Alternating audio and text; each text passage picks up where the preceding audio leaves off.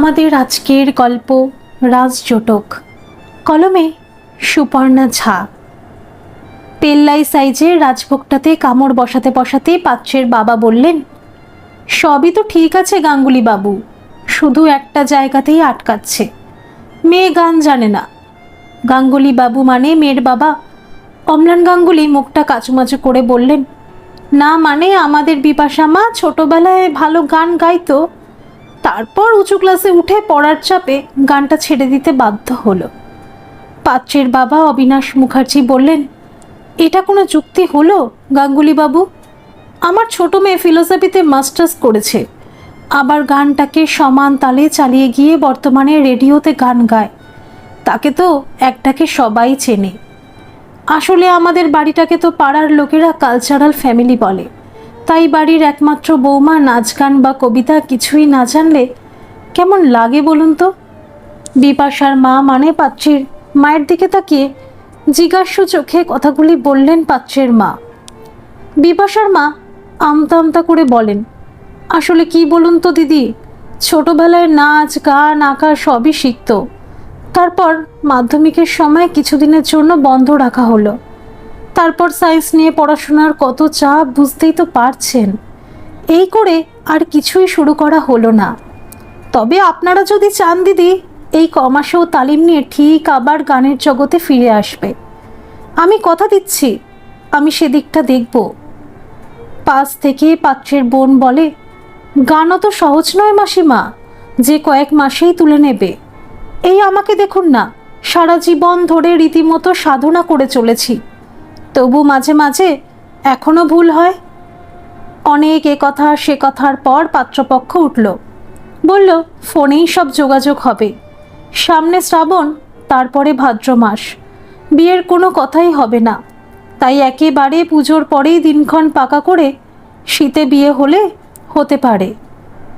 পাত্রপক্ষ চলে যেতেই বিপাশা মায়ের ওপর রাগ দেখাতে শুরু করলো।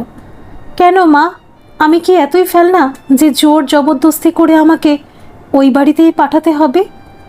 মাকে রাগ দেখিয়ে বিপাশা জিজ্ঞাসা করল। মেয়ের অভিমান হয়েছে বুঝতে পেরে মা তার মাথায় হাত বুলিয়ে মেয়েকে বলল, রাগ করিস না মা, কত বড় ঘর থেকে সম্বন্ধ এসেছে বলতো। ওরা আদি কলকাতার বনেদি বংশ, একটু ঘাড়ের জন্য কি এত ভালো সম্বন্ধ হাতছাড়া করতে পারি বল? তাছাড়া বাবারও তো বয়স হচ্ছে, ভালোই ভালোই তোর বিয়েটা দিয়ে একটু নিশ্চিন্ত হবেন মানুষটা। বিপাশা ঠোঁট ফুলিয়ে বলে, আর আমি বুঝি ফেল না? এত কষ্ট করে বিএসসিতে ফার্স্ট ক্লাস পেলাম, তার বুঝি কোনো দাম নেই? মা আবার মেয়েকে বুঝিয়ে বলেন, দাম আছে বলেই না এত ভালো সম্বন্ধটা বাড়ি বয়ে এসেছে রে বোকা মেয়ে। ওই ছেলেটাও তো সায়েন্সের প্রফেসর কোনো একটা সরকারি কলেজে। তাছাড়া নিজের চোখেই তো দেখলি, রাজপুত্রের মতো দেখতে। বিপাশা লজ্জা পেয়ে মাথা নিচু করে নেয়। সত্যি ছেলেটিকে দেখতে রাজপুত্রের মতোই। বারবার বিপাশার দিকে তাকাচ্ছিল সে, তার মানে বিপাশাকে তারও পছন্দ হয়েছে। এবারে কথা ঘোরাতে বিপাশা বলে, বনেদি না ছাই, সাতগোষ্ঠী মিলে প্রথমবারই মেয়েকে দেখতে চলে এসেছে। মা বলে, শুনলি তো, ওরা বলল বারবার ওরা আসতে পারবে না, তাই প্রথমবারই সবাই একসাথেই চলে এসেছে। মা আরও বলে, তুই আমাদের আদরের একমাত্র মেয়ে, তোকে কি যার তার হাতে তুলে দিতে পারি রে মা? বাইরের দিকটা সামলে ঠিক সেই সময় বিপাশার বাবা মানে অম্লান গাঙ্গুলি ঘরে ঢোকেন। মা মেয়েকে এক জায়গায় দেখে উৎসাহিত হয়ে বলেন, সম্বন্ধটা ভালোই হবে বলো অঞ্জলি। বিপাশা লজ্জায় সেখান থেকে উঠে নিজের ঘরে চলে যায়। গড়িমসি করতে করতে বিপাশার বিয়েটা পাকা হয়ে গেল অনির্বাণ মুখার্জির সঙ্গেই। মাঝে একদিন ওনাদের কুলপুরোহিত এসে ঠিকুজি কুষ্টি মিলিয়ে বলে গেছেন, একেবারে রাজজোটক, আর এক থালা মিষ্টি সাটিয়ে সঙ্গে ভালো প্রণামী নিয়ে গেছেন। বরাবরের ভালো মেয়ে বিপাশার অনেক স্বপ্ন ছিল, নিজের পায়ে দাঁড়াবে, বাড়ির জন্য কিছু করবে। বাবার একমাত্র মেয়ে হওয়া সত্ত্বেও কোনো বিলাসিতায় সে মানুষ হয়নি, যতটুকু প্রয়োজন ততটুকুই পেয়েছে। তবে বাবা মা দুই পিসি আর ঠাকুমার আদরে বড় হয়েছে সে। ঠাকুরদাদা অনেক আগেই মারা গেছেন। প্রাইভেট কোম্পানিতে বাবা মোটামুটি একটি চাকরি করে। মায়ের মুখেই বিপাশা শুনে আসছে বাবাকে অনেক দায়িত্ব পালন করতে হয়েছে।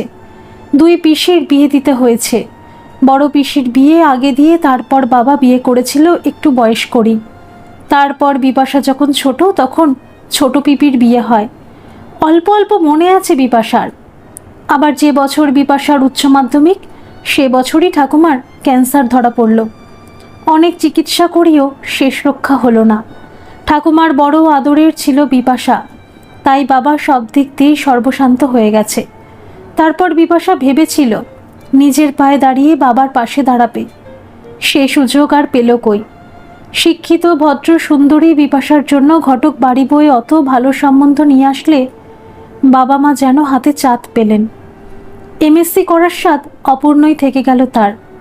সাহস করে আর বলতেই পারল না কিছু। সামনের অঘ্রাণের প্রথম দিকে হালকা শীত থাকে, তাই সেভাবেই বিয়ের ডেটটা রাখা হলো। অবিনাশবাবুর কিছুই দাবি নেই, শুধু 150-200 জন বরযাত্রী আসবে, তাদের ভালোভাবে আপ্যায়ন করতে হবে। বনেদি বংশ বলে কথা, একমাত্র ছেলের বিয়েতে কাউকেই বাদ দিতে পারছেন না।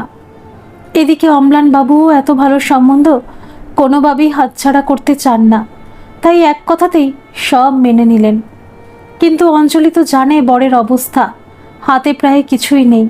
যতই ওরা বলুক কিছুই দিতে হবে না। অত বড় বাড়িতে একমাত্র মেয়েকে পাঠাবে, সে কি আর খালি হাতে পাঠানো যায়? যেটুকু হালকা পলকা গয়না মেয়ের জন্য করিয়ে রেখেছিল তা দিয়ে ও বাড়িতে পাঠালে মেয়ের বদনাম হবে। খাট বিছানা তো দিতেই হবে। আবার অতগুলো লোক বরযাত্রীতে আসছেন, বেশিরভাগই সব ভিআইপি, সে কথা অবিনাশবাবু শুনিয়ে গেছেন। ওনাদের বড় বড় সব গাড়ি এই গলির বিয়ে বাড়ির সামনে ঢুকবেই না। মেইন রোডের ধারের বড় বিয়ে বাড়িটা ভাড়া করতে হবে। তারপর তো দামি দামি নমস্কারই আছেই, প্রচুর খরচ। হিসেব করতে বসে মেয়ে বলে, মা অত বড় বাড়িতে সম্বন্ধ নাই করতে পারতে, তুমি বাবাকে বলো, এখনো সময় আছে। মা হাসে, বলে ধুর পাগলি মেয়ে, যেখানেই বিয়ে দেবো এরকমই খরচ। ওনারা তো তবু তেমন কিছুই দাবি করেননি। মেয়ে হয়ে জন্মেছিস, মা বাবাকে তো এইটুকু খরচ করতেই হবে। মেয়ে মুখ ফোলায়, বলে শুধু মেয়েই ভেবে গেলে মা, আমাকে তোমাদের সন্তান ভাবতে পারলে না?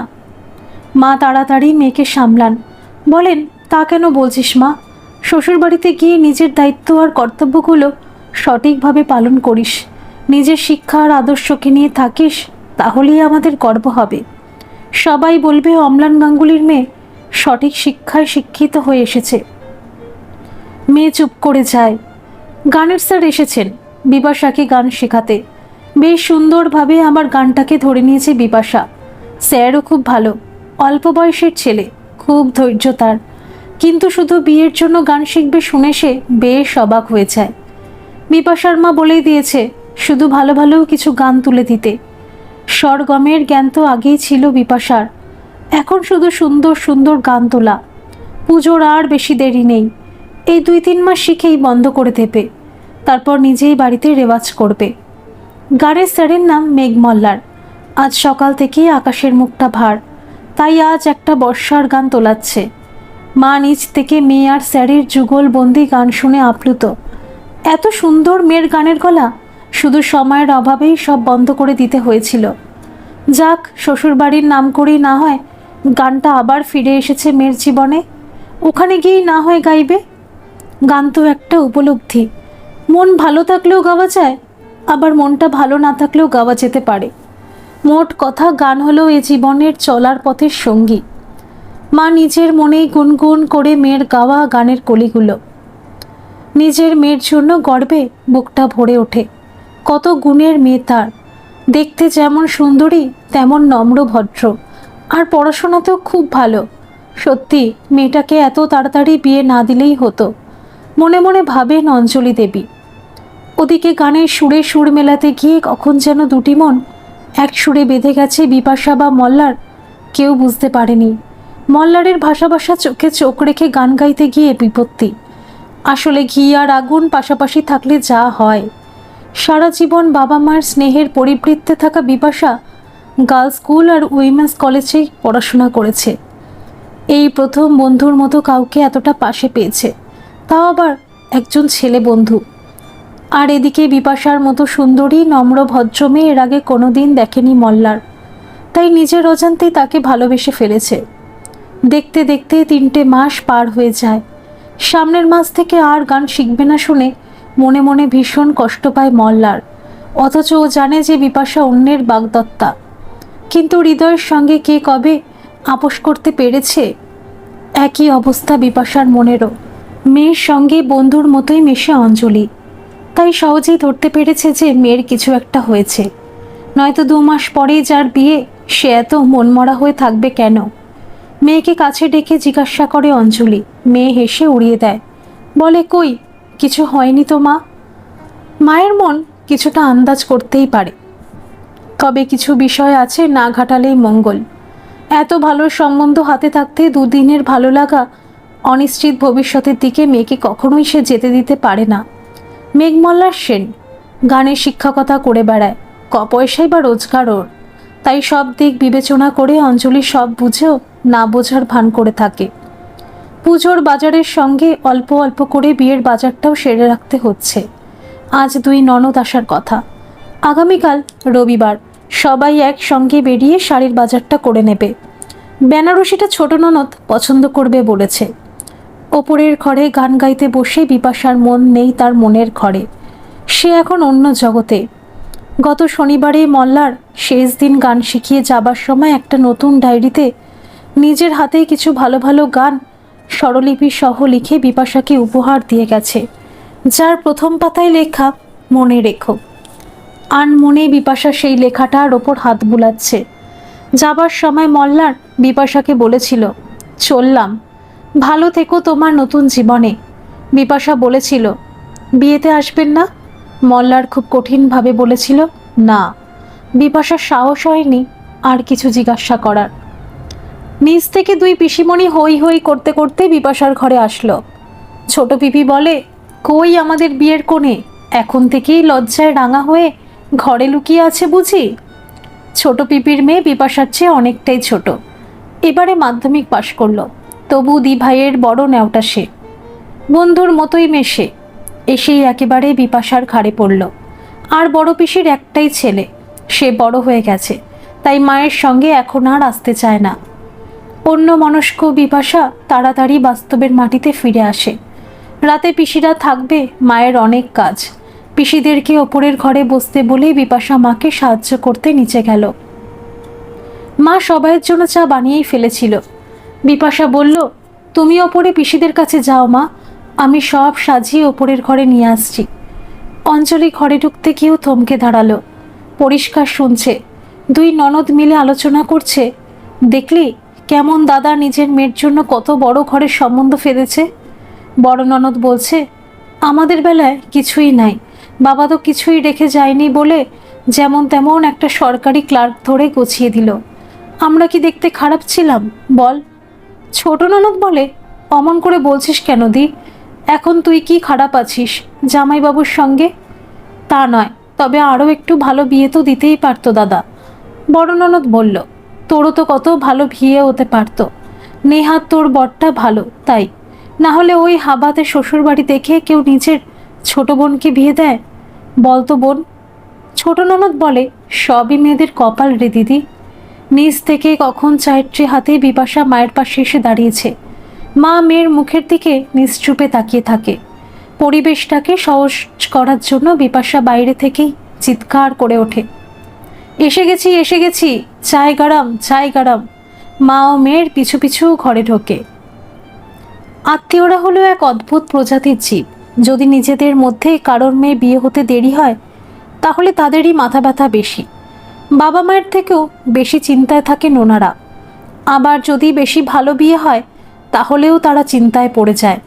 ওদের মনটা খুব খারাপ হয়ে যায়, রাতের ঘুম উড়ে যায়। অঞ্জলি ঘরে ঢুকেই এ কথা সে কথার পর বলে, বিপাশা তো বিয়েই করতেই চাইছে না, বলে শেষ বয়সে বাবাকে নিঃস্ব করতে চায় না। তোমরাই বোঝাও না ঠাকুরজি, যখনই সেখানেই বিয়ে হোক না কেন, মেয়েদের বিয়েতে খরচ তো হবেই। তোমাদের বিয়েতেও হয়েছিল, আমার বিয়েতেও আমার বাবার খরচ হয়েছিল, তাই না ঠাকুরজি? বড় ননদ চুপ করে থাকে। মনে মনে ভাবে, বৌদি কি কিছু শুনতে পেল নাকি ওদের কথা? ছোট ননদ বিপাশাকে ছোটবেলায় নিজের হাতে মানুষ করেছে, তাই ওর একটা আলাদা টান আছে বিপাশার প্রতি। সে বিপাশাকে জড়িয়ে ধরে বলে, কেন রে পাগলি, বিয়ে করবি না কেন? এত ভালো বাড়িতে তোর বিয়ে হচ্ছে, তুই তো মুখার্জি বাড়ির রানী হবি। দাদার আরেক কে আছে বলতো? তোকে বিয়ে দিলেই তো সব দায়িত্ব থেকে মুক্ত। বড় ননদ কথাগুলোকে হালকা করার জন্য বলে, মুখার্জি বাড়ির দুর্গাপুজো দেখতে গেছিলাম গত বছরে, কি ধুমধাম করে পুজো হয় গো বৌদি। ছোট ননদের মেয়ে তুয়া বলে, দি ভাই, তুমি যখন ও বাড়িতে বিয়ে হয়ে চলে যাবে তখন পুজোর সময় আমি তোমাদের বাড়িতে যাব কেমন? সবাই হেসে ওঠে। অঞ্জলি বলে, আচ্ছা বেশ, তুই দিদি ভাইয়ের বাড়িতেই পুজো কাটাবি। এখন চাটা খেয়ে নিচে চল তো, মামা এসে গেল বুঝি, কালকের বাজারের জন্য কত প্রোগ্রাম করতে হবে। সবাই বলে, হ্যাঁ হ্যাঁ, নিচেই চলো। অনির্বাণ ফোন করেছে বিপাশার বাবার ফোনে। বিয়ের আগে আলাদা করে বিপাশার নম্বর এরাও দেয়নি আর ওরাও চায়নি। পুজোতে বিপাশাকে একটা শাড়ি কিনে দিতে চায় অনির্বাণ, তাই একদিন বিপাশাকে নিয়ে বাজার করতে যেতে চায়। কাল যেহেতু রবিবার তাই কালই যাবে বলছে। এদিকে কাল এ বাড়ি থেকেও বেরোনোর কথা। অঞ্জলি বলে, হ্যাঁ বলে দাও, নতুন কুটুম বলে কথা, মুখের ওপর না তো বলা যায় না। আমরা না হয় অন্যদিন বেরোবো। কি বলো ঠাকুরজি? বড় ননদ বেজার মুখে মাথা নাড়ায়। অম্লানবাবু হবু জামাইকে ফোন করে বলে, ঠিক আছে, কাল বিপাশা তার সঙ্গেই যাবে। তুয়াকে নিয়ে বিপাশা সাউথ সিটি মলে সময় মতো পৌঁছে যায়। সাথে একটি মেয়েকে দেখে অনির্বাণ একটু বিরক্ত হলেও মুখে কিছু বলে না। অনেক দামি দামি শাড়ি জোর করে বিপাশাকে কিনে দেয়। তুয়াকেও একটি দামি ড্রেস কিনে দেয়। তারপর প্রচুর খাওয়া দাওয়া করে ওদেরকে গলির মুখে নামিয়ে দিয়ে অনির্বাণ চলে যায়। এদিকে দুই পিসি আর মা বাবা সবাই অপেক্ষা করেছিল অনির্বাণ মনে হয় ওদেরকে বাড়িতে ছাড়তে আসবে। সেই মতো বাড়ি ঘর গুছিয়ে ওরা রেডি হয়ে বসেছিল। সামনাসামনি দেখা হলো না বলে বড় পিসির একটু রাগ হয়ে গেল। তার ওপর অত দামি দামি শাড়ি দেখে একটু যেন মুষড়েই পড়ল। মা বিপাশাকে বলল, জামাইকে বাড়িতে ডাকলি না? বিপাশা বলল, হ্যাঁ ডাকলাম তো, কিন্তু উনি তো এলেন না। ছোট পিপি অবাক হয়ে বলে, উনি? তুই কোন যুগের মেয়ে বলতো? দুদিন পরে বিয়ে হবে, এখনো উনি বলছিস? তুয়া নিজের ড্রেসটা বের করে দেখায়। সকলে এক বাক্যে বলে, পছন্দ আছে বল, এই না হলে বনে দিয়ে আনা। বিপাশা মাকে বলে, ওদের বাড়ি থেকেও পুজোর বাজার আসবে মনে হয়। অঞ্জলি চিন্তায় পড়ে যায়, বলে, আবার কি দরকার ছিল? কদিন পরেই তো বিয়ে, তখন তো সবাইকে নমস্কারই দিতেই হবে। বড় ননদ মুখ বেঁকিয়ে বলে, ভালোই তো বৌদি, বড় লোক বেয়াই বাড়ি পেয়েছ, দামি দামি উপহার পাবে। এই সুযোগের অপেক্ষাতেই ছিল অঞ্জলি। বলে, ওরা দিলেই আমরা শুধু শুধু নেব কেন ঠাকুরজি? তাছাড়া তোমার দাদা বৌদিকে এই চিনলে এতদিনে? আমরা কারো কাছ থেকে এমনি এমনি কিছু নিই না, নিজের আত্মসম্মান নিজের কাছে। ওরা যত দামি দেবে আমাদেরকেও চেষ্টা করতে হবে ততটাই ফিরিয়ে দেওয়ার। তোমাদেরও তো বিয়ে দিয়েছেন তোমার দাদা, কখনো কি তোমাদের শ্বশুরবাড়ির উপহার নিয়ে চুপ করে থেকে গেছেন? বড় ননদের এবারে আতে ঘা লাগে। বলে, আমাদের শ্বশুরবাড়ি আর বিপাশা শ্বশুরবাড়ি কি এক হলো বৌদি? আলোচনাটা অন্যদিকে গড়াচ্ছে দেখে শান্তশিষ্ট দাদা বলেন, তোমরা কোন কথা থেকে কোন কথায় চলে গেলে বলো তো? কী রে বড় বুড়ি, আজ তো বাজার করা হলো না, কালকের দিনটা থাক, কাল বাজার করে রাতে না হয় ফিরে যাস। আমি তো শ্বশুরবাড়িতে কথা বলছি। কী রে ছুটকি, তোর কোনো সমস্যা নেই তো? ছোট বোন বলে, না দাদা, আমার কোনো সমস্যা নেই, এসেছি যখন সব গুছিয়ে দিয়েই ফিরব। শ্বশুরবাড়ি থেকে বারবার বেরোনো সম্ভব নয়। কী রে দিদি, তুইও তো থাকবি কাল? বড় ননদ ভেবেছিল বলবে তার থাকা আর সম্ভব নয়, কিন্তু ভাবলো ওকে ছাড়াই এরা যদি সব বাজার করে নেয়, তাই বাধ্য হয়েই মাথা নাড়ালো। তুয়ার খুব মজা, আরও একদিন মামা বাড়িতে থাকতে পারবে, আবার কাল বেরোবে। তাই আনন্দে বিপাশা দিকে জড়িয়ে ধরে চিৎকার করে উঠল। বিপাশার খুব ক্লান্ত আর সব কিছু বিরক্ত লাগছিল, তাই সবাইকে বলে ওপরে রেস্ট নিতে চলে গেল। অদ্ভুত মানুষের মন, অদ্ভুত এই সমাজ ব্যবস্থা। যে মানুষটা নিজের কর্তব্য মনে করে কারোর ভালো করতে চায়, অম্লান বদনে নিজের দায়িত্ব পালন করে, সেই সবার কাছে খারাপ হয়। আর যার প্রতি সে উপকার করে সেই সবার থেকে আগে বদনাম করে। অপরদিকে যারা দায়িত্ব এড়িয়ে হাত গুটিয়ে বসে থাকে তারা সমালোচনা থেকেও দূরে থাকে। রাত্রে ঘুমোতে গিয়ে অঞ্জলি ননদদের বলা কথাগুলো স্বামীকে বলে। বিপাশাকে নিয়ে সবাই ওপরে বিপাশার ঘরে ঢালাও বিছানা করেই শুয়েছে, তাই অঞ্জলি সাহস করেই কথাগুলো তোলে। অম্লান সত্যিই অম্লান হৃদয়ের। অঞ্জলিকে বলে, বাদ দাও অঞ্জলি, ওসব ছোটোখাটো কথা ধরতে আছে। সামনে আমাদের কত বড় কাজ বলো তো, এসব নিয়ে পড়ে থাকলে হবে? অঞ্জলি বলে, না গো, আমি আমার কথা বলছি না। আমি তো নিজের চোখে দেখে আসছি বোনদের জন্য কত করেছো তুমি, এমনকি এখনও বাবার দায়িত্ব পালন করে চলেছ। তারপরও এসব কথা উঠলে সত্যি আমার মনটা খারাপ হয়ে যায়। অম্লান একটা ম্লান হাসি হাসে। সত্যিই তাই, বড় বোনটা যখন মাধ্যমিক দেবে সে বছর বাবা মারা যায়। অম্লান তখন গ্র্যাজুয়েশন কমপ্লিট করে যেমন তেমন একটা চাকরি নিয়ে সংসারের হালটা ধরেছিল। ওই বয়সেই সে পিতার দায়িত্ব পালন করে বোনকে পড়াশোনা করিয়ে সরকারি চাকুরি পাত্রের সঙ্গে বিয়ে দেয়। এই করতে গিয়ে নিজের বিয়ের বয়সটা বেড়ে যায়। তারপর ছোট বোনটিকেও বাবার আদর দিয়ে বড় করে পড়াশোনা শেষ করিয়ে ভালো ছেলে দেখে বিয়ে দেয়। আজ এত বছর হয়ে গেল, তবু ওই বাচ্চা মেয়েটার সঙ্গে তুলনা করছে। অম্লান মনে মনে কষ্ট পায়, কিন্তু অঞ্জলিকে বলে, রাত হলো, ঘুমিয়ে পড়ো, কাল আবার অনেক কাজ আছে। কিন্তু অম্লানের নিজের দু চোখে ঘুম আসে না।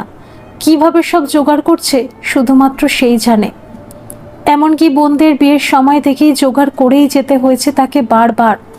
ভাগ্যিস বাবার তৈরি একতলা বাড়িটা ছিল, পরে বিপাশাদের জন্য দোতলায় শুধু একটা বড় ঘর করতে হয়েছে।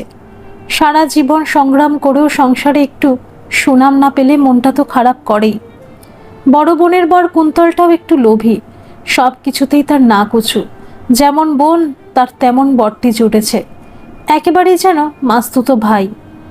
পরের দিন গুছিয়ে বাজার হলো। বড় বোনকে বিয়েতে ভালো বেনারসি দিতে পারেনি বলে বিপাশার সাথে ও একটা বেনারসি নিল। তাই দেখে অম্লান ছোট বোনকে বলল, তুইও একটা পছন্দ করে নে।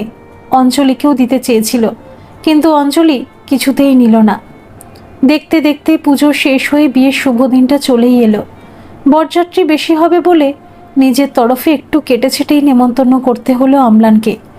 যদিও ভেবেছিল শেষ কাজ, আর একটি মাত্র মেয়ে, কাউকেই বাদ দেবে না, কিন্তু পারল কই। সকাল থেকেই বিয়েবাড়ি জমে উঠেছে। আগের রাতে কিসের উৎকণ্ঠায় বিপাশার একটুও ঘুম হয়নি। হয়তো সব মেয়েরই এমন হয়। বিপাশার বারবার মনে হচ্ছিল সে কি ঠিক করছে, কিন্তু নিজেকে বারবার প্রশ্ন করেও কোনো উত্তর মেলেনি। ভালো মেয়ে হওয়ার তকমা এঁটে দুঃসহ যন্ত্রণা বুকে নিয়ে প্রতি পলে গুমড়ে গুমড়ে মরছে সে। আজ ভোর থেকে তো নিজের মনকে প্রশ্ন করার কোনো অবকাশই নেই। সেই কাক ভোর থেকে সব নিয়ম আচারগুলো শুরু হয়েছে। দুই পিসিও তাদের শ্বশুরবাড়ির লোকজন, বিপাশার মামার বাড়ির লোকজন, আরও বাবার পিসি মাসির বাড়ির কিছু লোকে বিয়ে বাড়িতে জমে উঠেছে। অঞ্জলির খুব ইচ্ছে ছিল সকাল থেকেই একটু ব্যান্ড পার্টির বাজনা করার, কিন্তু বাজেটে কুলালো না। তাই উলু আর শঙ্খধ্বনিতেই মুখরিত হচ্ছে বিয়ে বাড়ি। সবাই নিজের মতো করে আনন্দ করছে, কিন্তু বিয়ে বাড়িতে কিছু লোক থাকে যারা শুধুমাত্র বাগড়া দিতেই আসে। কোনো কিছুতেই ওদেরকে খুশি করা যায় না। ওদের না কুচু থাকে সব সময়, অথচ আশা চাই চাই। ওরা মাংস হলে বলে মাছ খাবো, আর মাছ হলে বলে আমার পাতে ইচ্ছে করে খারাপ টুকরোটা দেওয়া হলো, অথবা নতুন জামাই আসবে বলে আর পুরনো জামাইয়ের কদর হচ্ছে না, নয়তো আমাকে বাজে বিছানায় ঘুমোতে দেওয়া হয়েছে, সারা রাত জেগে বসে আছি, অথবা খুব মশা।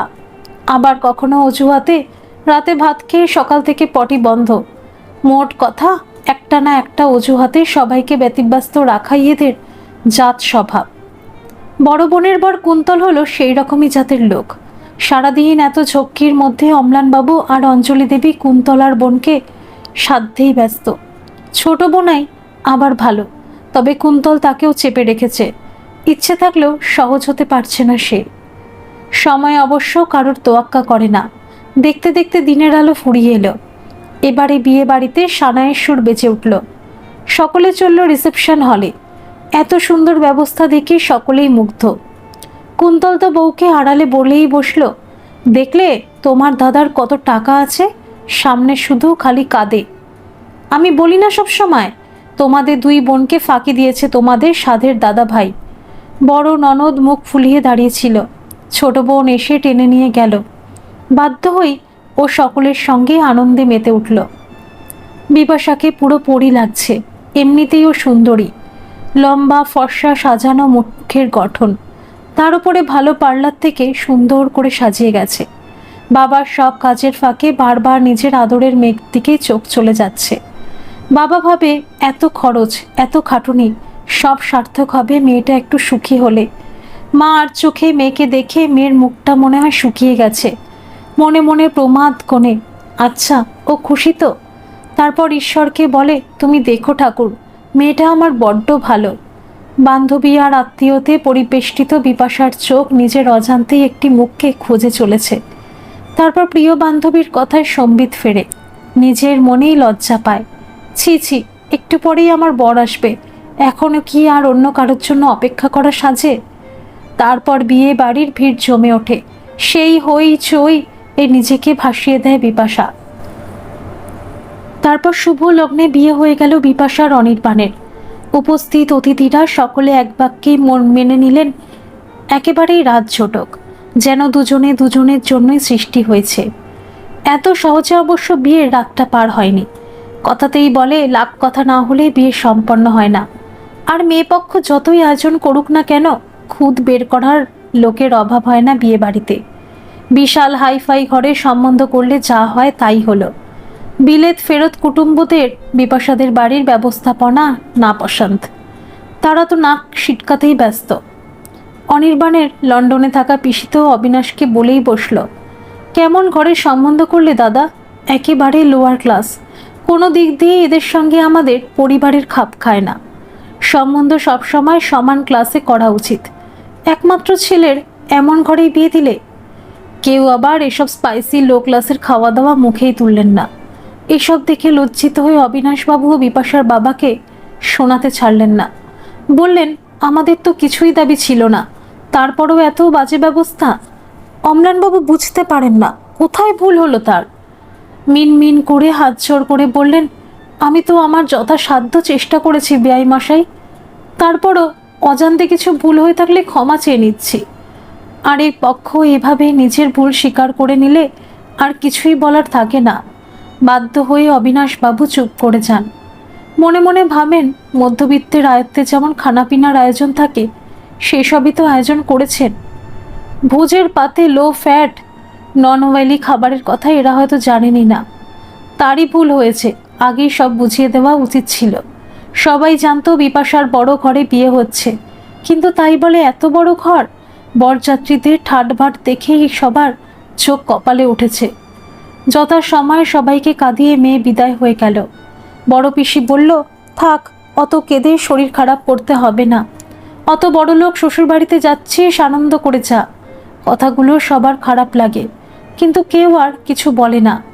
ছোট পিপি বলে, দূর পাগলি, অত মন খারাপের কি আছে? কলকাতাতেই তো থাকবি, আধ ঘন্টারও তো রাস্তা না। যখন খুশি নিজেদের গাড়ি করে চলে আসবি বাবার বাড়ি। একমাত্র আদুরের কন্যার বাড়ি খালি করে দিয়ে চলে যাচ্ছে। তবু বাবা হাসি মুখে তাকে বিদায় জানালেন। বাবা জানেন, তিনি ভেঙে পড়লে মেয়েকে সামলানো যাবে না। বাবাদেরকে যে সামনে কঠিন হয়ে থাকতে হয়। মা কাঁদতে কাঁদতে মেয়েকে নিজের দায়িত্ব আর কর্তব্যের কথা মনে করিয়ে দিল। একটি ঘর খালি করে আরেকটি ঘরকে ভরিয়ে তোলাই তো মেয়েদের ধর্ম। বিপাশা ও কুললক্ষ্মীর মতো ঘর আলো করে প্রবেশ করল মুখার্জি বাড়িতে। বনেদি বাড়ির নানা আচার অনুষ্ঠানের মধ্যে দিয়ে বরণ করে নিল নতুন বউকে। লাল শাড়ি, কপাল ভরা সিঁদুর আর সোনার গহনায় বিপাশাকে একেবারে রাজরানী লাগছে। আত্মীয়রা এক বাক্যে স্বীকার করে নিল, খুবই সুন্দর হয়েছে আমাদের বৌমা। বিচিত্র মানুষের মন, নিজেরাই দেখে শুনে বিপাশাকে বউ করে নিয়ে গেল। কিন্তু আত্মীয় স্বজনের মুখে বারে বারে অনির্বাণের মায়ের সামনে নতুন বৌমা সুখ্যাতি। শুনতে শুনতে একটা সময় তিনি বলেই ফেললেন, গরিব ঘরের মেয়ে, শুধু রূপটুকু দেখেই তো ওকে এ বাড়িতে এনেছি দিদি।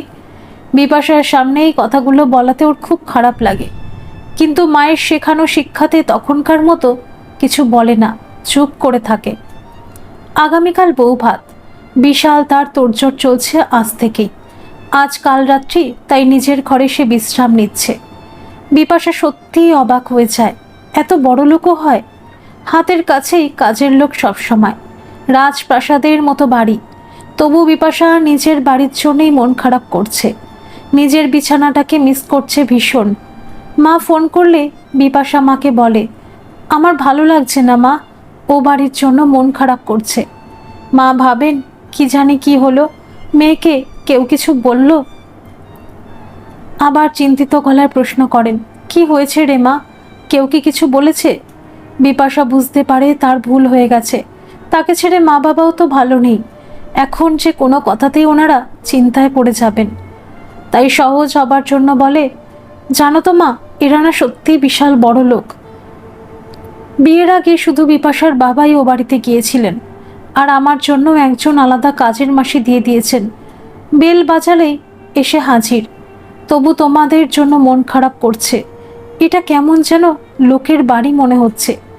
মা হাসেন, মেয়েকে বলেন, ধুর পাগলি, প্রথম প্রথম ওরকম মনেই হয়, তারপর কখন দেখবি ওটাই একেবারে নিজের বাড়ি হয়ে গেছে, তখন তো আর এ বাড়িতে আসতেও চাইবি না, বলবি এখানে অসুবিধা হচ্ছে।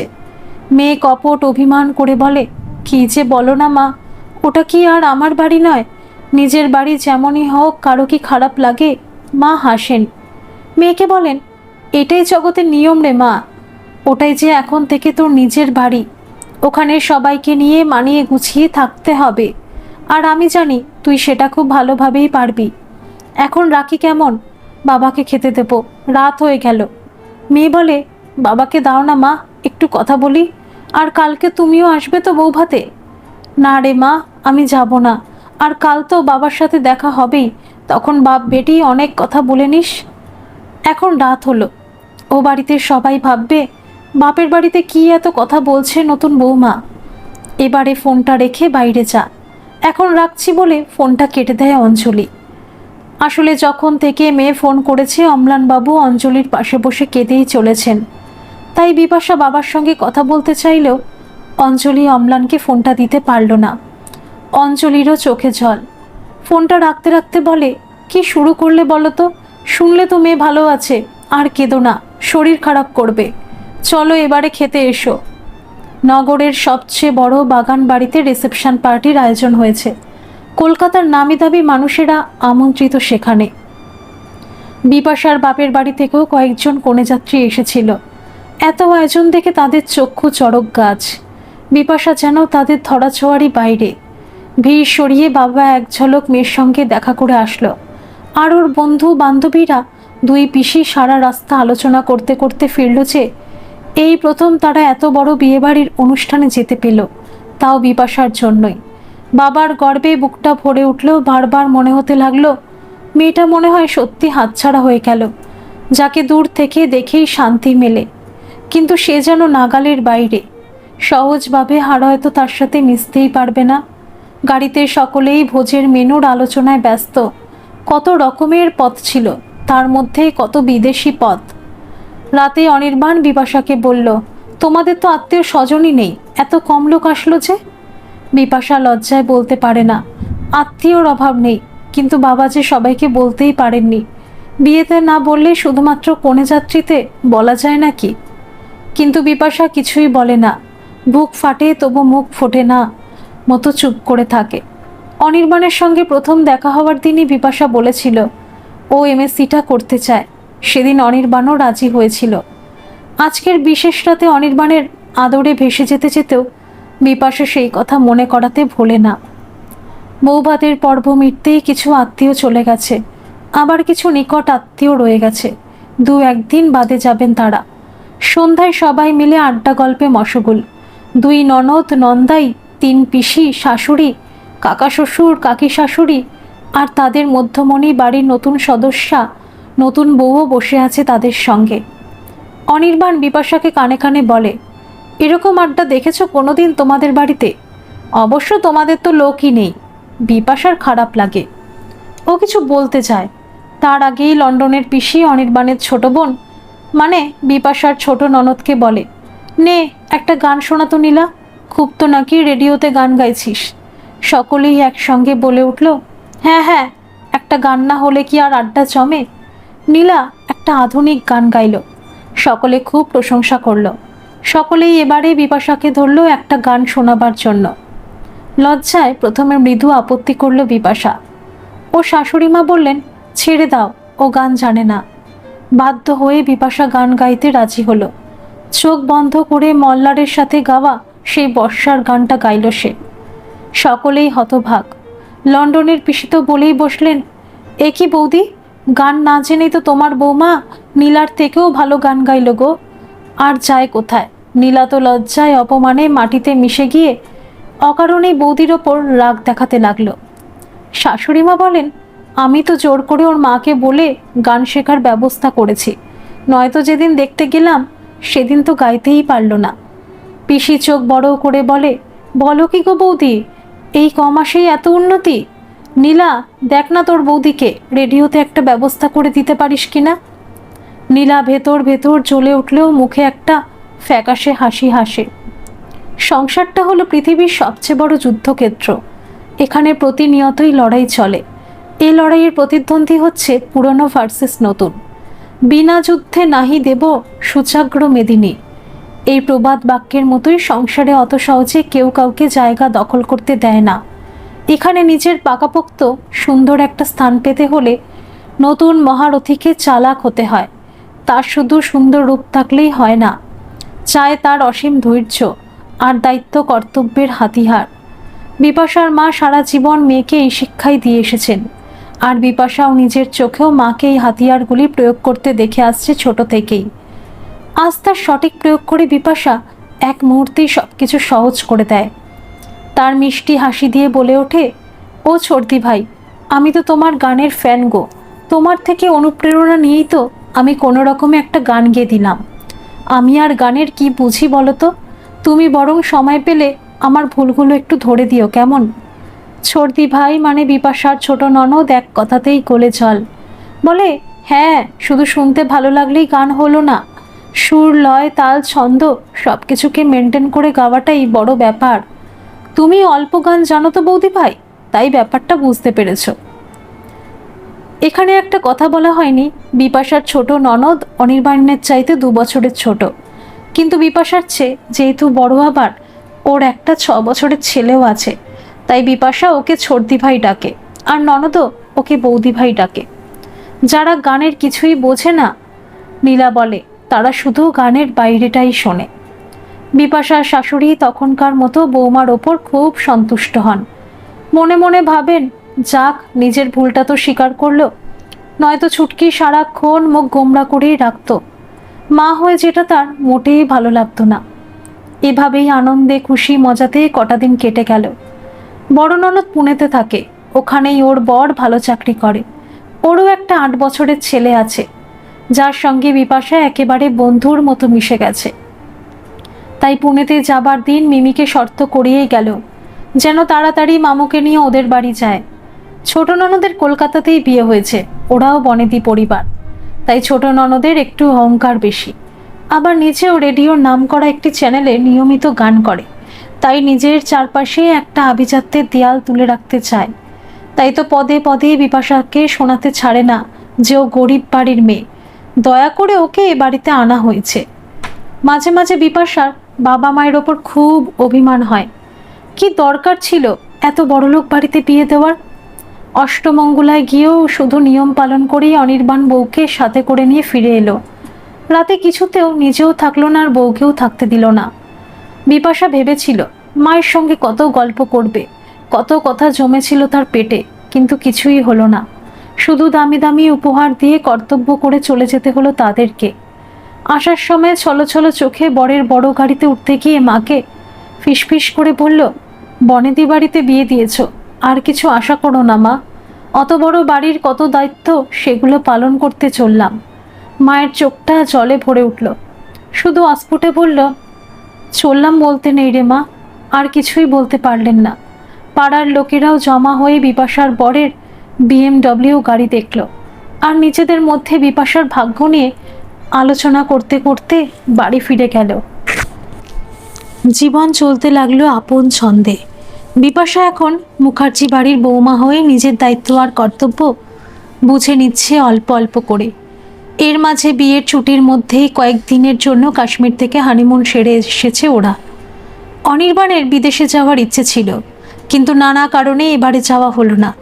তাছাড়া ছুটিও শেষ, তাই ঘুরে এসেই অনির্বাণ তার কলেজে জয়েন করেছে। বন্ধু বান্ধব, কলেজ আর বাবার ব্যবসা নিয়ে বাইরের জগতে ভীষণ ব্যস্ত সে। এ বাড়িতে সেরকম কোনো কাজই বিপাশাকে করতে হয় না, কিন্তু সব সময় তৎপর থাকতে হয়। বাড়ি সংলগ্ন মন্দিরে 2 বেলা ঠাকুরমশাই আসেন। আরতির সময় বাড়ির সব বউদের সেজে গুজে সেখানে উপস্থিত থাকতে হয়।